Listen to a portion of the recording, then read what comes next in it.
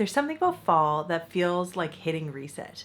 There's the back to school energy, the change in the air, just feels like the perfect time to lean into learning something new and sparking creativity. I feel like this is something that's really relevant right now too, because I've been seeing this trend on TikTok all about like making your own personal curriculum. So the idea is every month or every season to come up with a list of things that you want to learn. And it's fun because learning is fun, but then the thing that makes it different too is that you're learning exactly what you want to learn. It's different than the school setting because you're not being forced to learn something. You're getting to choose what you want to learn. I recently shared a video that was all my favorite like fiction reads for autumn, and today I want us to dig into nonfiction books specifically that are going to act as like a prescription for whatever you're feeling in the moment. So whether it's procrastination or fear of trying or just wanting to shake things up, I think and I hope that there's a book in here for you. If you're new to the channel, hello, my name is Grace. I am a Canadian currently living in Dublin, Ireland.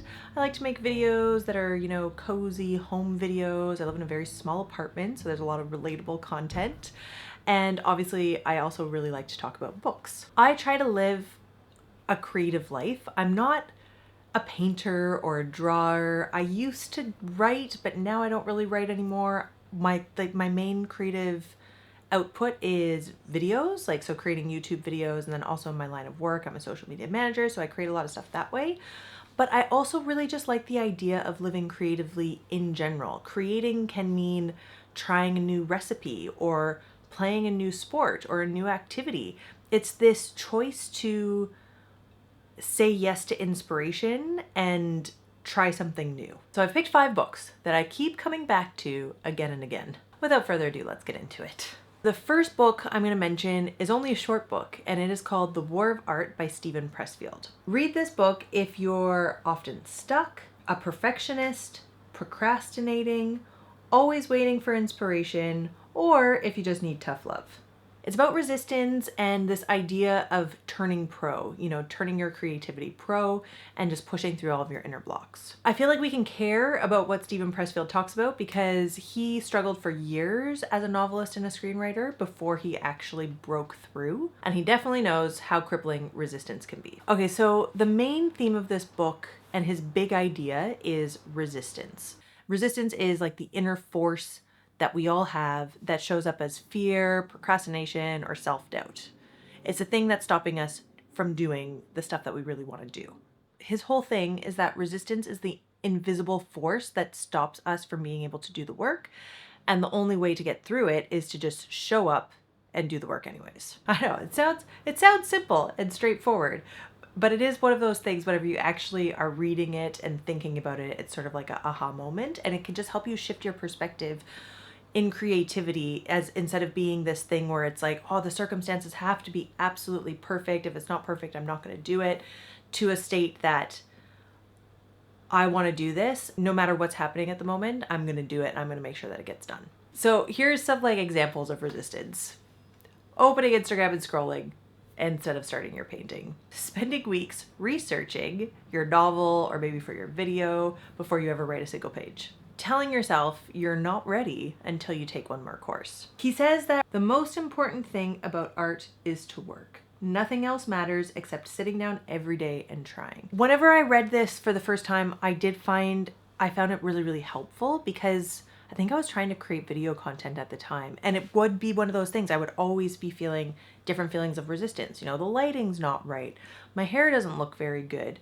I only have a little bit of time. There'd always be something that made the circumstances less than ideal. And to be honest, if I waited for it to be perfect, it would literally never happen. So it was a good lesson in just, no matter what, sitting down and doing the work. Okay, so the next book that I'm going to talk about is The Creative Act, A Way of Being by Rick Rubin. So this book is for you if you're really deep in the creative process and trying to find that final push, to get a project done, or if you're just looking to shift your mindset towards creativity itself. Okay, so Rick Rubin is a legendary music producer. I feel like he's worked with everyone. So he's worked with Johnny Cash, the Beastie Boys, Adele, Red Hot Chili Peppers, Jay-Z, and like so many more. His big thing is helping artists tap into inspiration and living creatively as a way of being, not just making art, if that makes sense. I listened to this book a year ago, I think. And so yeah, I listened to it. I didn't actually physically read it, but now I have a physical copy, so I'm going to read it again.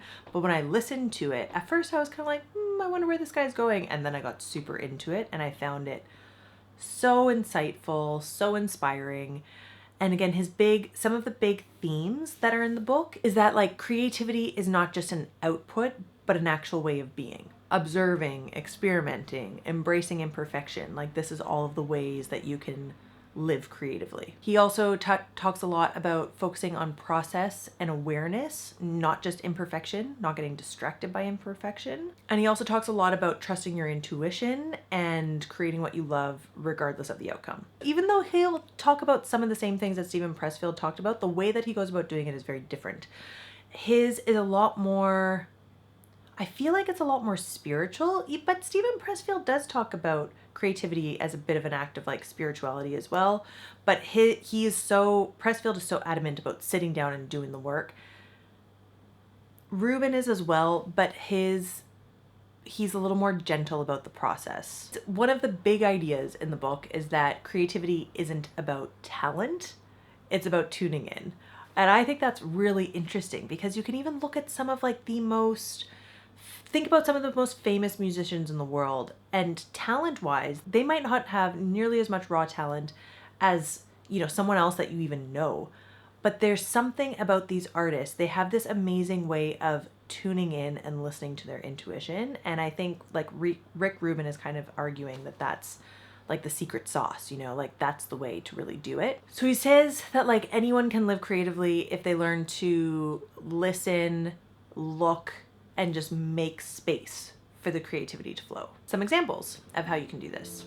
Taking a walk without headphones, you can actually notice sounds, textures, and little details that spark ideas. Keeping a notebook by your bed so when inspiration strikes at 2 a.m., you're ready. Paying attention to how a piece of music or artwork makes you feel instead of analyzing it technically. The notebook thing is funny because there's a chef that I used to work with, and I found like he was constantly creating new dishes for the menu, and I thought it was amazing. I was like, how do you have all of these ideas? Where do these ideas come from? And he was like, oh, I think of them in the middle of the night a lot of time, or they come to me in dreams. And he keeps a notebook beside his bed so that whenever it happens, he wakes up in the middle of the night, writes it down, and then goes back to sleep. He might even forget about it then, but then in the morning he'll look through this notebook and then he'll have this idea for a dish. And then, we're left with a beautiful new menu. That's an example that any career path that you're in can be creative. I love this quote by him. We're not playing to win, we're playing to play. Perfectionism gets in the way of fun. Art is choosing to do something skillfully, caring about the details, bringing all of yourself to make the finest work you can.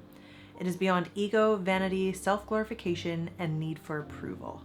He's really getting away from that concept of doing it so that other people care, like you need to do it for you, and you need to do it because you want to create the art, not because you care about whatever someone else says. I thought this book was super amazing, and there are some practical tips and whatnot in here, but as I mentioned earlier, it is also a lot more philosophical and like spiritual. So in some ways it might not be for everyone, but it's one of my absolute favorites. It made my top list of books that I read last year in general, in fiction and nonfiction.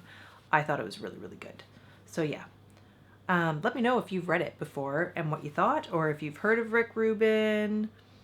I'm always interested to know. I didn't actually know about Rick Rubin until this book came out, and then he was on the podcast circuit as well. For all of these books, these authors would definitely be like on the podcast circuit, so if you want to find out a little bit more about them and their ideas before actually committing to reading the book, you could actually just look it up on Spotify or Apple Podcasts or YouTube or whatever you find your podcasts to see, if you like their general ideas, because they're definitely all on the podcast circuit too. So next book we're going to talk about is called Steal Like an Artist, 10 Things No One Ever Told You About Being Creative by Austin Kleon. This is a really good book if you're short on time and if you're looking for very practical advice. I actually listened to the audiobook. I don't have the physical book, and I did find the audiobook full of value. I used to listen to it while I was out on walks, and it just like felt very motivating. You should read this if you're someone that wants practical tips, works visually, and if you don't have a lot of time, because it's only a short little book. So Kleon himself is an artist and a writer. His big thing is that nothing is original. Everything is coming from remixing or borrowing or just transforming. I definitely find this concept to be true. Again, using like food or the chefs as an example, nothing is totally original, but your execution, or the way that you put things together is going to be the thing that makes it interesting. For example, there's things that pair perfectly together, like tomatoes and basil. We all know that. It's because they work together. But if you want to create a new dish, you could take those two flavors that work well together and just try to put them together in a different way than what everyone else is doing. A lot of people get stuck on this idea of originality, and originality doesn't mean starting from zero and creating something that's never been created before, because again, I feel like everything has been created at some point or in some way. His idea is that originality means remixing or reimagining something that inspires you.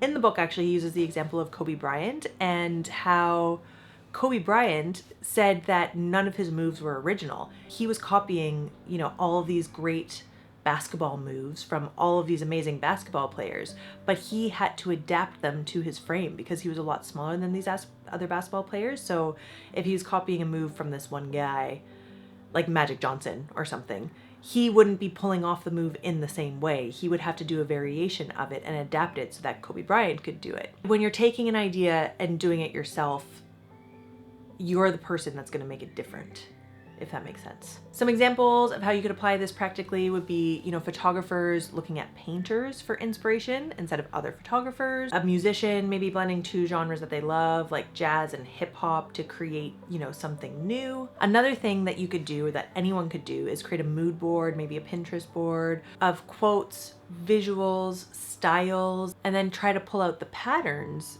to build your own voice. He also talks a lot about the importance of being around other creative and inspiring people. He talks about how, let's say you're at a party, you should always try to find the most talented person in the room. And if you ever discover that you are the most talented person in the room, you need to find another room. And it's just the idea of surrounding yourself by creative, inspiring people and like constantly trying to learn from them. I know for me in work, as a social media manager, I've got clients that are in different industries. So for example, I've got one client that's a realtor, and if I'm trying to get inspiration for some funny, trending style reels, I don't look at what other realtors are doing. I look to see what other industries are doing. So maybe hair salons or restaurants, stuff like that. I'll scroll through to see what are some funny, concepts that they're doing, and then see if I can adapt that to turn it into a real estate perspective. And that comes across then as a lot more original than just copying what the other realtors are doing. It makes it more exciting. And then that's also how you can like start trends in your own industry, is by borrowing them from other industries. Steal Like an Artist, I feel like it's very practical and very honest, and it's really quick to read. So yeah, I listen to it on Spotify. I'm sure you can listen to it on audiobooks, wherever you listen to your audiobooks. Oh guys, I'm getting a lot of resistance in this video. There's so much noise outside right now. There's a kid screaming. There's a car zooming past. It's super distracting. But I'm sitting down and we're gonna finish this video. So next book we're gonna talk about is called The Now Habit by Neil Fiore. I think that's how you say his last name. This is a good book to read if you're feeling scattered or overworked or burnt out. It's not completely focused on just like creative energy like Steal Like an Artist is, or The War of Art, or anything like that, but it can be applied to creativity because his big thing, the thing that he's talking about, is procrastination. This is very helpful in all areas of our lives. I feel like we procrastinate so many different areas in our life, but specifically, for the purpose of this video, I think it also really helps with when you're procrastinating your creative projects. Fiore is a psychologist and performance coach who actually studied procrastination scientifically. He's got this idea that essentially we are using procrastination to protect ourselves. It's like a coping mechanism that's rooted in fear or perfectionism. The good news is he says that you can beat procrastination if you reframe work, reward yourself, and just break things into bite-sized chunks. He talks a lot about this idea of the Unschedule method. So planning, play, first, planning breaks, exercise, and your fun first, and then scheduling work into unslotted gaps. His argument is a lot of the time we procrastinate because we're worried that like there's not going to be any time left for fun, you know, so we got to try to do these other things and then we're going to be able to do the fun stuff. But if we actually schedule the fun stuff first, we take away the fear that we're not going to be able to do it, and then we won't actually procrastinate the work. We can just get it done. He also talks a lot about once you've actually started the task, that's the hardest part and you're in. He suggests setting like a 15-minute timer for really daunting tasks, because once you're actually in the task, you're in, you know, but setting the 15-minute timer is going to make you feel more comfortable, because if you've been really dreading that task, if you're in your mind, you go, I only have to do it for 15 minutes, that's going to help you get over it and actually start doing it. And then once you're in it, you'll probably keep working until it's done. The other big thing is that he thinks it's really important for us to let ourselves feel satisfied with progress and not just perfection. Because whenever we're striving for perfection, again, we end up procrastinating because it's putting so much pressure on ourselves and we think, oh my gosh, how am I going to do this thing? It needs to be perfect. It's so huge. But if we just change our mindset and change how we're framing that project so that it's about progress and not perfectionism, you're actually going to get it done.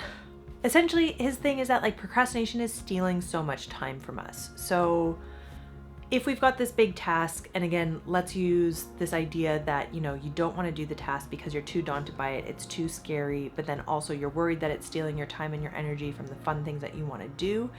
It's still stealing your time and energy from the fun things you want to do. When you're procrastinating by, you know, doing something else, like having a coffee with friends or whatever, it's still in your head and it's still going to be distracting you. And it's still stealing your time. Whereas if you are able to schedule your fun time and reframe how you're looking at the task, you're dealing with your procrastination and you're getting your time back. Concise way of saying what I just said, because that was really rambly and, you know, felt like I was circling. He says that even feeling guilty because of procrastinating takes some effort. The whole point is to get over the procrastination and just get the task done. And he provides us with, you know, some really good tools to make that happen. Again, this book, I listened to it as an audiobook and I found that a really nice way to consume the content. I do tend to enjoy listening to nonfiction and I like to read fiction. I also sometimes like to read nonfiction, you know, if I like to come back to it after and look at my notes and whatnot. But yeah, all of these books I think work really well as audiobooks. Finally, we're at the last one. We have a female author. The last book that we're going to talk about is called Big Magic by Elizabeth Gilbert. No, it's called Big Magic: Creative Living Beyond Fear. And that's her big thing in this book, is getting over fear. The first section of this book I've read so many times, and then the rest of the book is good too, but to be honest, it's the first section that really hits home for me. This book is for you if you're wanting more inspiration and joy, or if you look at creativity as kind of like spiritual or magical. You may have heard about Elizabeth Gilbert before. She's very famous for her memoirs, Eat, Pray, Love. That was like a huge bestseller and also a film. To be honest, I did start reading Eat, Pray, Love and it wasn't for me. And I have tried reading some of her other books as well and I've never really been into them. But this book specifically, Big Magic, this is one that I did actually really enjoy. Her big idea is that creativity thrives when we follow curiosity with courage instead of letting fear control us. This can be applied in so many different ways of life. So it's not necessarily just about writing or singing or, you know, any of these typical creative things that we would often think of. She actually uses in the example a woman who used to figure skate, and whenever she was younger, she was a really good figure skater. She wasn't quite at the Olympic level or big competitions or anything like that, but she loved figure skating, and that's when she felt her most creative. And then as an adult, she realized, like trying to think about like, when did I actually feel creative? And it was back when she was a kid and she was figure skating. And she stopped figure skating because she wasn't good enough. You know how you can go through the, well, if I'm not good enough to do this professionally, then what's the point? I'm just not going to do it.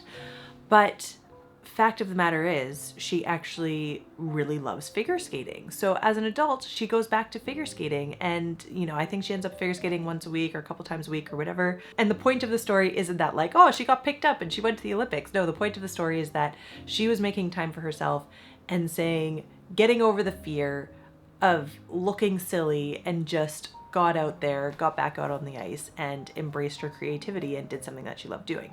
There's some good quotes, and this is actually her quoting someone else. "We must risk delight. We must have the stubbornness to accept our gladness in the ruthless furnace of this world." Again, further down, she's talking about him. It's a professor, actually, who is a poet that she's talking about. "Most of all, though, he asked his students to be brave. Without bravery, he instructed, they would never be able to realize the vaulting scope of their own capacities. Without bravery, they would never know the world as richly as it longs to be known. Without bravery, their lives would remain small, far smaller than they probably wanted their lives to be." What she's talking about is living a life that is driven more strongly by curiosity than by fear. I love that. She also mentions too, like ideas come and go, but your job is to be open to the ideas when they come along. So some examples of what she's referring to is writing the book you're interested in, even if you don't think it will sell, taking the pottery class because you're curious, and not worrying about if you're going to actually be good at it. She talks a lot about how fear is always going to be there and be along for the ride, but you can't let it drive the car. Fear is one of those things that it is a good thing. As humans, fear is there to keep us safe. But her argument is, it's there to keep us safe in actually dangerous situations, and not in these creative things where it's in our head going like, oh my God, you can't do that. It's so dangerous. What if people don't like you? That's when it's in the wrong place. Doing something creative like going to the pottery class or writing a chapter, that's not an actual dangerous thing. That's just something that's in our heads, and fear needs to get out of the way. The other quote that I love by her is, "Done is better than good." And that is something that is so good for perfectionists to hear, because so often perfectionists will start a creative project and they will just never ever finish it because it's never perfect. Rick Rubin, actually, coming back to Rick Rubin's book, I remember this one segment where he says, the project is probably done whenever you're excited about it, excited enough to show it to a friend. It's like, at that point, if you're excited to show it to the friend, you should just show it to the world as well, because it's done. Those are some of the nonfiction books that I've read that have really helped me on my creative journey or my pursuit to live a more creative life. I hope I was able to get to the point quickly enough. I often have a hard time with rambling, and let me tell you, the circumstances today totally got in my way. I do not feel like this was perfect at all. And I, had felt like stopping a lot of times just because there's been different circumstances that, you're not going to see. But I'm happy that I got here to this point at the end. And you know what? If you're watching this, that means I edited it and I got through it, and I'm happy it's here. As Elizabeth Gilbert says, done is better than good. I do still hope, though, that this is good enough and that you found it helpful. If you made it to the end of the video, thank you so much. I do have the list of books that I'm talking about down below, so you can just refer back to that if you're looking to, for the actual recommendation. Let me know if you have read any of these books and what you thought. Let me know in the comments below if you have any favorite nonfiction or fiction books that have helped you on your creative journey. Or also podcasts as well. I think that's a really good resource for creativity, and films, of course, too, documentaries. But yeah, let me know down below so I can add those ones to my list. As always, thank you so much for watching, and I hope to see you soon.